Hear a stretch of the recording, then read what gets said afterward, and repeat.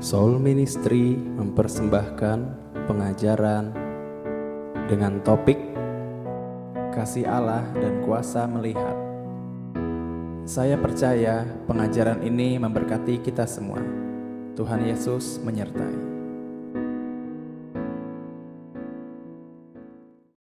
Shalom semuanya. Karena saya percaya kalau kita minta apa aja sama Tuhan, Tuhan pasti kasih. Kalau misalnya tidak terjadi, bukan salah di Tuhan, tapi salah di kita. Dan salah di mana? Salah satunya adalah kita tidak tahu apa yang kita minta. Nah, hari ini yang kedua, hari ini saya mau melanjutkan yang minggu lalu tentang yang namanya yaitu kasih Allah. Wow, kita kalau dengar kasih Allah kayak terlalu sering ya. Kasih Allah, kasih Allah. Hari ini saya mau melanjutkan tentang yang topiknya adalah yang berhubungan dengan menabur, pertumbuhan, dan penuaian. Apa sih hubungannya dengan kasih Allah? Toh juga ibaratnya kalau misalnya kita menabur, ya menabur. Apa urusannya dengan kasih Allah?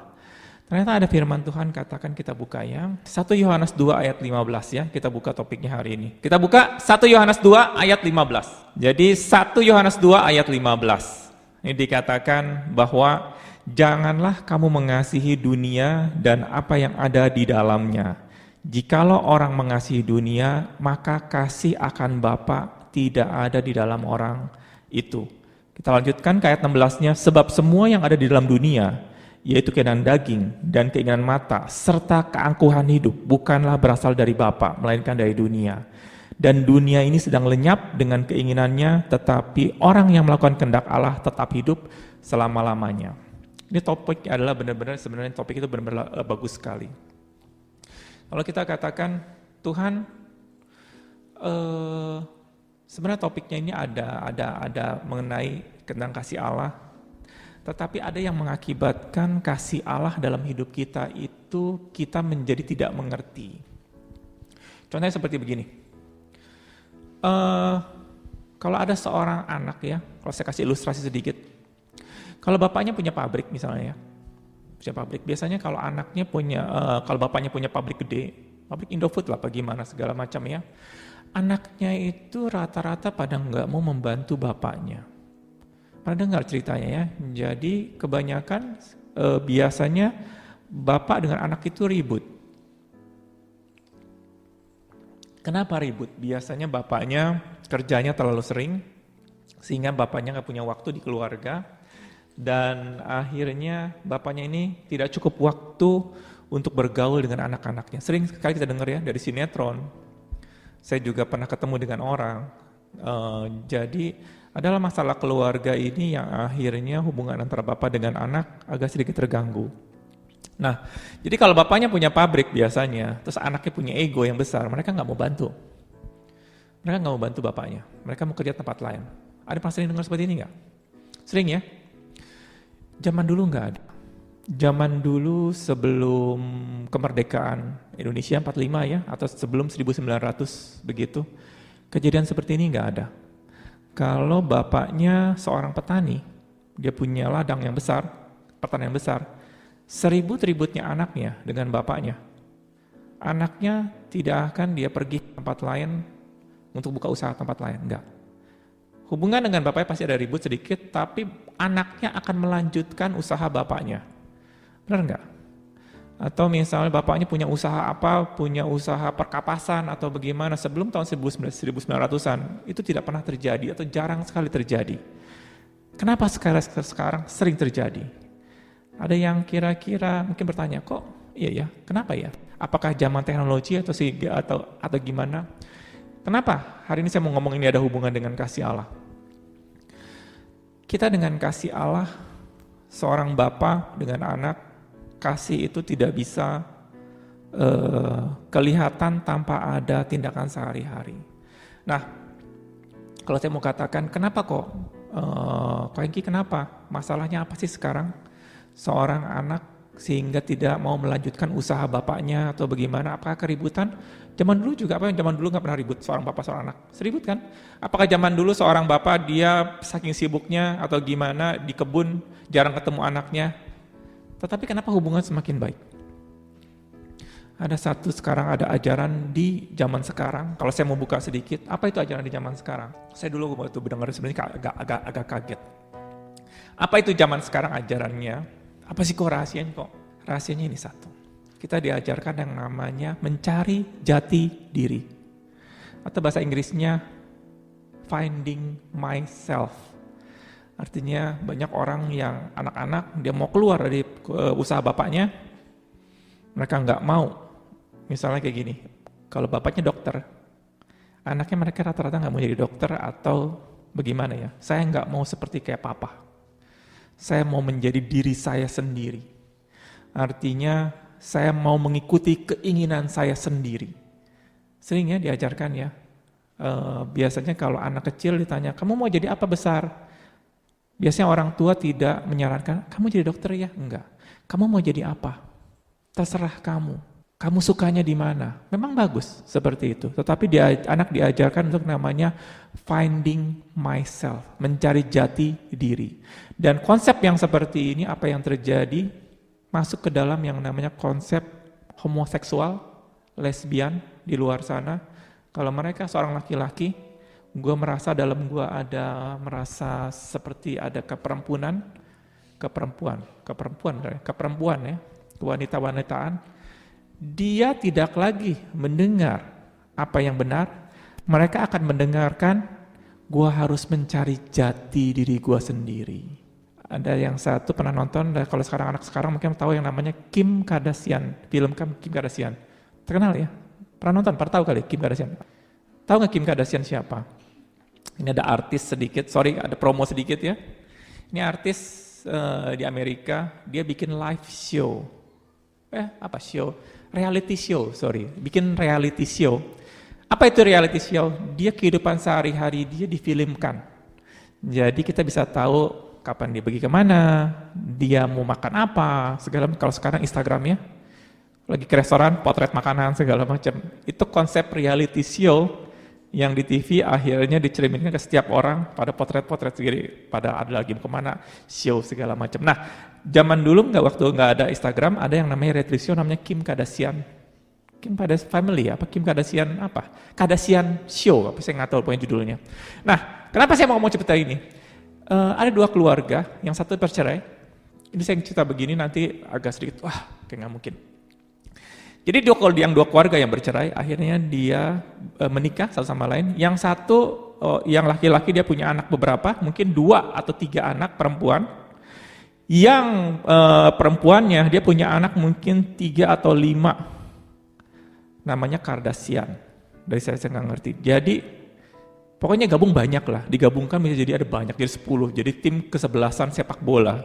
Jadi banyak banget. Nah, dibikin show, apa yang terjadi? Bapaknya, saya nggak sebut nama, bapaknya ini yang laki-laki ini adalah dia juara champion Olimpik. Jadi namanya lempar lembing ya, apa gimana lempar lembing kayaknya ya, lempar lembing. Pokoknya dia yang pasti adalah juara Olimpik. Apa itu Olimpik? Olahragawan. Siapa di sini kalau olahragawan apa yang terjadi? Nggak ada yang lembek-lembek olahragawan ya. Mau olahragawan kecuali yang catur ya. Catur juga, saya olahragawan catur juga nggak mungkin lembeknya. Apalagi dia yang olah tubuh, lembing. Setahu saya lembing ya. Juara Olimpik sedunia nomor 1. Bisa dibayangkan kalau siapa dari sini yang ada ikut olahraga. Kalau kita bisa juara Olimpik, medali emas di satu sesi lah ya. Saya nggak tahu tahun berapa. Nah, jadi dia juara 1 Olimpik emas. Dia punya dedikasi tinggi pasti ya. Juara 1. Sekali lagi dia ada the best dalam satu olahraga sedunia. Nah, akhirnya setelah dia juara Olimpik, dia belajar yang namanya coaching ya, ke perusahaan-perusahaan. Apa itu coaching? Jadi memberitakan yang namanya hidup berkemenangan. Di mana perusahaan itu menjadi hidup berkemenangan, hidup apa ya bisa dikatakan? Coaching perusahaan. Siapa yang tahu namanya coaching perusahaan apa? Jadi kalau perusahaan itu mau jatuh, biasanya pegawai-pegawainya nggak benar, dipanggil yang namanya motivator kayak Mario Teguh. Siapa yang kenal Mario Teguh di sini? Oh pasti saya tahu ya, siapa yang nggak tahu Mario Teguh? Jadi perusahaan ini gimana caranya biar bangkit, omsetnya besar segala macam, dipanggil orang ini. Jadi yang akan ditanya, oh saya punya pengalaman sebagai juara Olimpik, dipakai untuk membangun satu perusahaan. Maju. Banyak sekali dipanggil ke perusahaan-perusahaan, terkenal, lumayan terkenal, tidak terkenal tapi tidak terkenal. Apa yang terjadi? Ini laki-laki tadi saya katakan, juara Olimpik, coaching dalam satu perusahaan, dan apa yang terjadi, mungkin 5 tahun yang lalu, 4 tahun yang lalu, dia merasa hidup dia kosong. Merasa hidup dia ini tidak ada artinya. Akhirnya dia mau mencari jati diri dia. Sudah juara Olimpik, sudah jadi coaching, motivator, masih ada dalam hati dia kosong dan mencari jati diri. Apa yang terjadi? Saya merasa di dalam hidup saya ada perempuan yang keluar. Aneh lagi nih. Ada perempuan yang keluar. Apa itu perempuan? Saya merasa saya itu dilahirkan sebagai perempuan. Apa yang terjadi? Dia berubah jadi perempuan. Masih beristri, sudah punya anak. Juara Olimpik, motivator. Kalau bahasa Inggrisnya, can you imagine something like that? Apa penyakitnya? Mencari jati diri. Mencari gimana? Apa yang keluar dari isi hati? Oh ya, mungkin ini jati diri saya. Dia kejar apa yang dipikirkan, apa yang dia rasakan, bahwa mungkin di dalam diri saya ada seorang wanita. Dan dia bukan jadi gay, dia berubah jadi perempuan. Top show, Kardashian Show itu termasuk salah satu top acara di Amerika. Termasuk salah satu top nomor 1. Laki-laki sama perempuan sebagai keluarga yang harmonis, laki-lakinya berubah menjadi perempuan. Apa yang terjadi? Heboh luar biasa. Hebohnya luar biasa. Apa yang terjadi? Kenapa terjadi seperti itu? Mencari jati diri. Yang saya mau jelaskan hari ini adalah, apa itu mencari jati diri? Di dalam Tuhan tidak ada yang namanya mencari jati diri. Kalau kita mencari jati diri, kita akan mencari yang namanya dikatakan di sini. Janganlah kamu mengasihi dunia dan apa yang ada di dalamnya. Jikalau orang mengasihi dunia, maka kasih akan Bapa tidak ada dalam orang tersebut. Apa itu mengasihi diri? Mengasihi diri sendiri. Dunia, saya harus bahagia. Saya harus mendapatkan ini. Saya harus mendapatkan itu. Dengan cara mungkin semua dari yang tadi saya katakan, kenapa saya cerita seperti ini? Hubungannya adalah saya kasih dia punya perumpamaan. Itu yang perumpamannya, bukan perumpamaan ya, itu penjelasan yang benar-benar overwhelm. Tapi ada yang dilakukan oleh orang-orang sekarang. Seorang anak, pada waktu dia bapaknya apa? Dia nggak mau ibaratnya melanjutkan apa yang bapaknya sudah kerjakan. Biasanya itu kan usaha bapak, bukan usaha saya. Saya harus berbeda dengan bapak saya. Saya harus mempunyai jati diri saya sendiri. Saya harus melakukan keinginan saya sendiri. Saya harus melakukan apa yang saya suka. Who cares dengan yang lain? Saya sukanya apa? Apa yang terjadi? Dikatakan, janganlah kau mengasihi dunia ini dan apa yang ada di dalam dunia ini. Tuhan Yesus, kalau dia berpikir seperti itu, gua gak mau mati di kayu salib. Kenapa? Who cares dengan Bapa di surga? Gua hidup di dunia ini, gua harus lakukan apa yang mau gua lakukan. Apa yang terjadi? Dia tidak akan masuk ke dalam rencana Allah. Dia tidak akan menuju salib. Tuhan Yesus diciptakan untuk mati di kayu salib. Dia nggak punya hak sedikit pun dalam hidup dia. Dia nggak punya yang namanya, bukan keinginannya, dia nggak punya rencana pribadi. Apa yang Allah Bapa inginkan, dia jalankan. Ini yang hubungan dengan kasih Allah. Kasih Allah itu bukan cuma hanya merasakan kasih Allah. Kasih Allah tadi juga dikatakan adalah, dan dunia ini sedang lenyap, di ayat 17-nya, dengan keinginannya, tetapi orang yang melakukan kehendak Allah tetap hidup selama-lamanya. Yang jadi problem yang tadi orang, pada waktu kita mau mengenal kasih Allah, kita nggak sampai dengan Allah, karena kita selalu mencari jati diri kita sendiri. Kita mau melakukan apa yang mau dalam hidup kita. Saya kasih lagi perumpamaan satu lagi. Kok maksudnya apa? Kok berbeda sekali ya? Kita kan semua kan harus melakukan keinginan kita masing-masing. Kalau kita nggak kelihatan masing-masing, berarti kita nggak punya passion dalam hidup. Kita nggak punya yang namanya ambisi. Ambisi itu di dalam Tuhan ada seperti begini. Siapa yang tahu Yusuf? Saya cari Yusuf itu benar-benar senang banget kalau Yusuf. Yusuf waktu di Mesir, waktu dia jadi raja, dia bisa melakukan apa saja yang dia mau. Dia bisa melakukan apa dia, karena dikatakan, Firaun katakan, kamu adalah menjadi pemimpin di Mesir ini, kelebihan aku antara kamu Yusuf cuman kursi ini. Wow, kursi berarti tahtanya. Jadi jujur, kalau misalnya Firaun sama Yusuf ketemu di tengah jalan, di pasar, Yusuf lebih tinggi daripada Firaun. Benar nggak? Tahta itu adanya ada di istana, bukan di pasar. Atau mau ketemu di mana, di kota lain misalnya ya, di negara lain. Yusuf lebih tinggi dibandingkan Firaun. Jadi pada waktu Yusuf kembali ke istana, cuman Firaun lebih tinggi satu di situ. Luar biasa. Tapi kalau saya punya kuasa seperti itu hancur tuh Mesir. Karena kenapa saya melakukan kudeta? Gue yang paling gede. Gimana caranya? Ilmu gue sudah ada, duit gue sudah ada, semua gue udah ada. Apa yang terjadi? Gue akan gimana? Karena kenapa? Dulu Mesir nggak punya apa-apa. Maksudnya kaya, lumayan besar, tetapi penduduknya tidak membayar pajak. Kok tahu kok? Iya. Karena rakyat nggak pernah bayar pajak, cuman gara-gara Yusuf bayar 20%. Sebelumnya nggak pernah bayar pajak, bayangin. Firaun dengan segala kemegahannya, rakyatnya nggak bayar pajak, ke satu. Duitnya juga terbatas. Tapi waktu dipegang sama Yusuf, semua duit di Mesir, semua di kantong, misalnya kalau sekarang di sini, di kantong Hardi, di kantong Rosa, semua, itu habis, lari ke Yusuf semua. Di kantong nggak ada duit sama sekali. Satu perak pun nggak ada. Firman Tuhan katakan seluruh uang di Mesir lari ke istana. Tidak dibagikan lagi, semua yang masuk. Kenapa? Jualan yang tadinya jualan gandum yang harganya misalnya beras yang 1 kilo cuma 5.000 perak, sekarang dijual 3 juta per kilo. Mungkin nggak? Memang segitu. Kurang lebih seperti gitu. Karena dalam waktu berapa lama semua habis, kayaknya mungkin bisa sampai 10 juta apa 50 juta per kilo harga beras. Segitu mahalnya. Tetapi Yusuf belinya gimana? Nggak ada harganya, gratis diambilin. Tapi dia jual dengan 50 juta 1 kilo. Ya habislah semua duit. Duitnya habis, apa yang terjadi?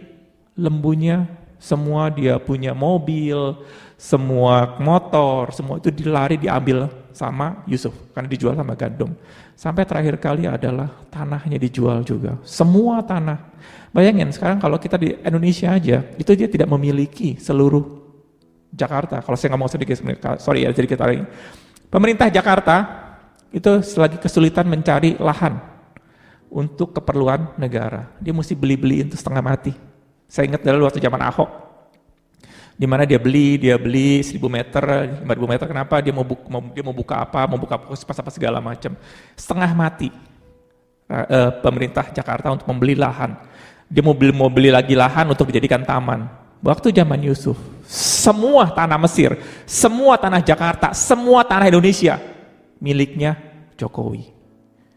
Make sense gak satu? Luar biasanya Yusuf ini punya visi, punya kemampuan untuk mengambil seluruh tanah. Seluruh tanah di Indonesia jadi milik Jokowi misalnya. Make sense gak? Enggak make sense. Enggak ada seorang pun yang punya power seperti begitu, enggak ada. Tapi Yusuf punya power segitu. Apa yang terjadi? Semua rakyat akhirnya menjadi budaknya Firaun. Seluruh rakyat Indonesia menjadi budaknya Jokowi misalnya. Saya katakan karena Jokowi adalah presiden Indonesia. Konsep seperti itu, kalau saya jadi Yusuf, saya akan menggulingkan Firaun. Saya punya kemampuan semua menghormati saya. Tapi Yusuf, 1 perak pun dia nggak nuntut. Kenapa saya bilang 1 perak? Dia punya istrinya dari Firaun. Anaknya pun namanya itu bukan nama ini ya, bukan nama orang-orang Israel sebenarnya. Dia ada nama Manase sama Efraim. Jadi kayaknya itu bukan nama, kan kalau itu kan ada nama Yehuda, segala namanya tuh kayak ke Israel. Sampai dia menamai anaknya aja, dia namanya seperti nama orang Mesir. Dan waktu dia meninggal pun dia nggak punya tempat kuburan. Waktu dia bapaknya Yakub dia pergi ke Mesir dan akhirnya mau tinggal di Mesir, bisa nggak Yusuf katakan, dia ngomong sama Firaun, gue mau tempat di Pondok Indah, tolong dong sediain buat bapak gue. Bisa nggak Yusuf ngomong seperti Firaun? Bisa, seluruh tanahnya punya dia kok. Tapi dia katakan kepada bapaknya, kepada Yakub, bapak atau bapak, ngomong saja sama Firaun, jangan melalui aku, minta tanah di Gosen. Dia nggak memakai sedikit pun. Dan waktu dia mati dia katakan seperti begini, kalau kalian sudah keluar dari Mesir ini dan sampai waktu keluar, tolong tulang-tulang aku kalian bawa. Itu luar biasa sekali Yusuf. Kenapa Yusuf itu? Yusuf tidak memikirkan dirinya sendiri. Dia tidak mencari jati dirinya sendiri. Dia mencari namanya kehendak Allah. Dia mencari yang namanya kehendak Tuhan. Nah, pada waktu orang tidak mencari jati dirinya sendiri dan tunduk kepada Allah, disitulah kasih Allah timbul. Maka dikatakan, janganlah kamu mengasihi dunia dan apa yang ada di dalamnya. Jikalau orang mengasihi dunia, maka kasih akan Bapa tidak ada di dalam orang tersebut. Itu artinya.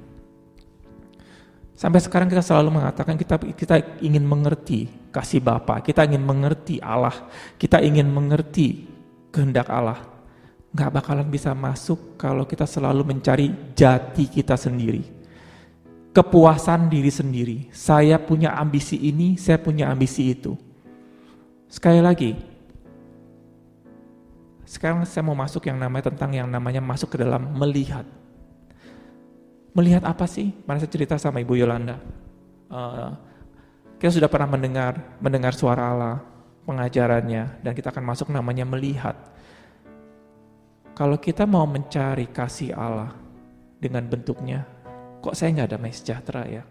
Kok saya hidup saya begini-begini aja ya?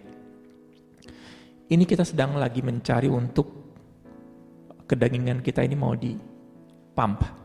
Kenapa? Saya harus punya ini, saya harus punya itu. Saya harus cukupin ini, saya harus cukupin itu. Apa yang terjadi? Firman Tuhan akan terjadi. Jikalau orang mengasihi dunia, sebab semua yang ada dalam dunia ini, yaitu keinginan daging, keinginan mata, serta gangguan hidup, bukanlah berasal dari Bapa. Ini yang dicari oleh orang-orang dalam mencari jati diri. Sekali lagi, apa yang dicari? Keinginan daging, keinginan mata, keangkuhan hidup. Kalau dikatakan, loh, Ko Hengki punya harta juga lumayan, berarti Ko Hengki mencari dunia? Bukan. Saya bukan membela diri, bukan. Yang namanya keangkuhan hidup, yaitu kita kalau dapat sesuatu kita nggak mau lepaskan. Misalnya kita punya istri yang cantik, kalau kita dapat istri yang cantik, dikurung terus di rumah. Atau kita punya suami yang ganteng, keluar sedikit, kemana lo? Pulangnya berapa lo? Itu namanya kita mengikat sesuatu. Pada waktu kita mengikat sesuatu, apa yang terjadi itu menjadi keinginan daging. Kita takut kehilangan. Tapi kalau kita nggak takut kehilangan, it's okay kalau istri saya disikat orang, it's okay kalau suami saya disikat orang.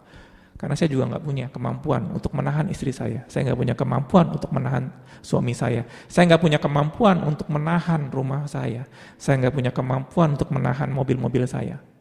Itu kita merelakan dalam hal kehendak Allah. It's okay.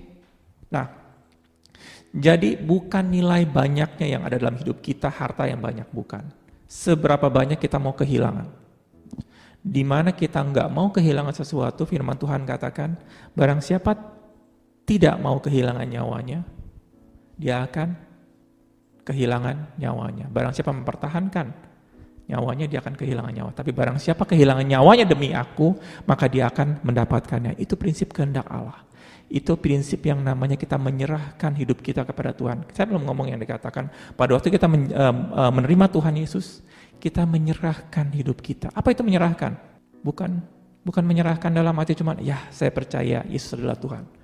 Kita benar-benar menyerahkan Yesus adalah Tuhan. Kita menjadi apa? Kita menjadi hamba Dia. Tuhan mau suruh apa? It's okay. Tidak ada lagi yang namanya agenda pribadi.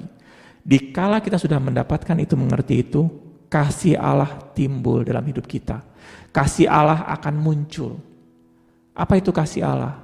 kita mengerti kehendak Bapa kita. Apa itu? Kayak tadi saya katakan, seorang anak kalau dia punya bapaknya yang punya pabrik, dia bukan jarang ya, banyak sekali mereka sudah nggak mau peduli dengan usaha bapaknya.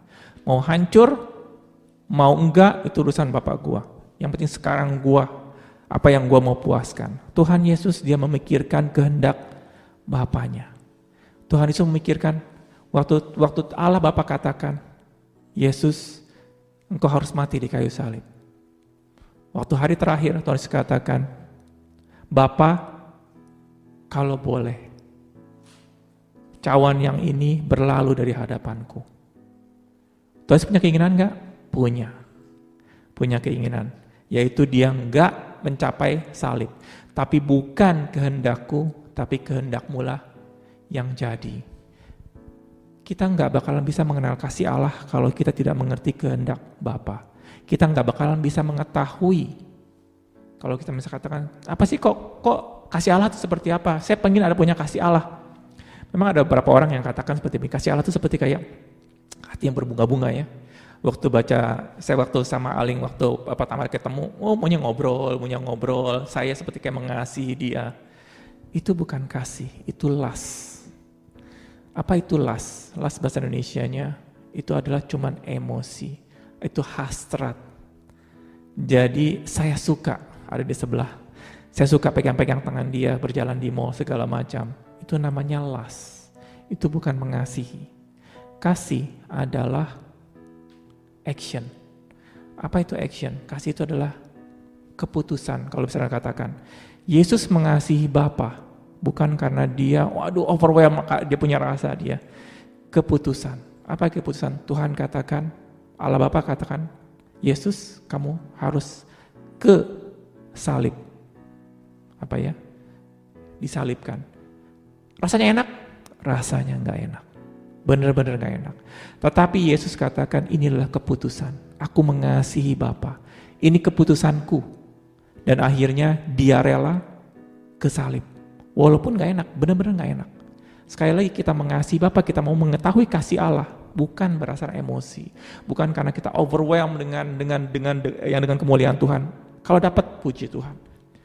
Yang namanya kita mengasihi Allah ada keputusan kita. Tuhan, saya percaya kalau Engkau baik padaku. Aku mau mengasihi Engkau, aku melihat kehendak Engkau. Nah, sekali lagi, kehendak Allah dengan kasih Allah itu enggak bisa dipisahkan. Kita enggak bisa cuma hanya, saya mau kasih Allah, tapi saya enggak mau tahu namanya kehendak Allah. Enggak bisa. Yesus mengasihi Allah karena dia tahu kehendak Allah. Ada Tuhan Yesus katakan seperti gini, kepada Petrus ya, katakan seperti ini, Petrus, apakah kamu mengasihi aku? Petrus katakan, Tuhan, kamu tahu aku mengasihi engkau. Tapi Yesus berkata sama Petrus 3 kali. Kalau bahasa Indonesia 3 kali ya. Petrus, apakah kamu mengasihi aku? Petrus, apakah kamu mengasihi aku?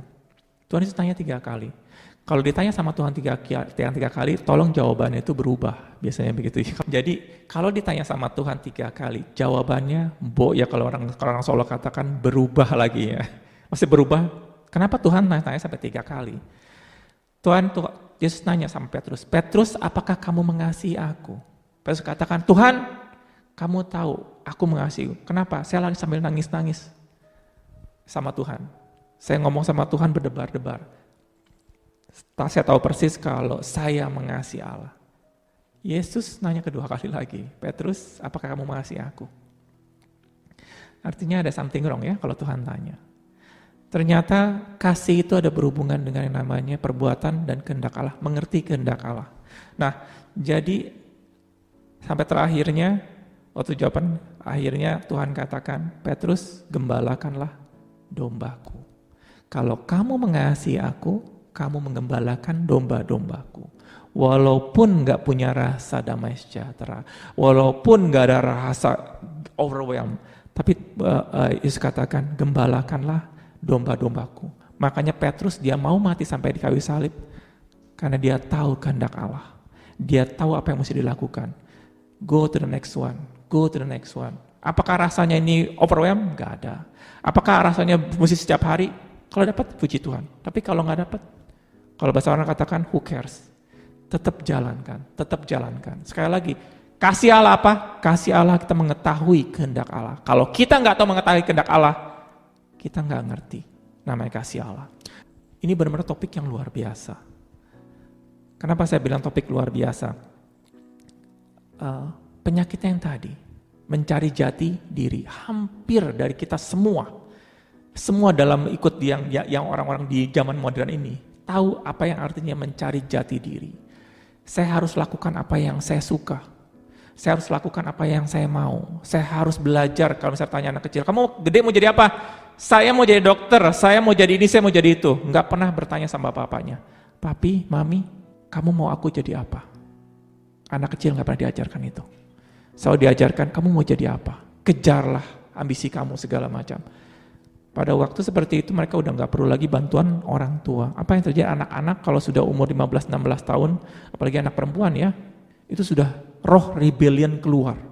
Mereka udah nggak mau mendengarkan orang tuanya lagi karena memang sudah diajarkan di sekolah-sekolah bahwa sekolah dia punya ajarannya lebih penting dibandingkan ajaran di rumah. Nggak perlu lagi mengikuti kehendak bapaknya, nggak perlu mengerti kehendak ibunya. Pada waktu kita nggak mau menuruti kehendak bapak di rumah, pada waktu kita nggak mau menuruti kehendak ibu di rumah, kita nggak bisa mengikuti kehendak Allah yang nggak kelihatan. Nah, kita ngomong ya banyak sekali orang tua nggak benar, tapi bukan berarti kita menjadi rebellion. Apa itu rebellion? Gua, dan gua. Di mana ada iri hati dan mementingkan diri sendiri, apa itu mementingkan sendiri? Gua, dan gua. Maka di situ ada kekacauan.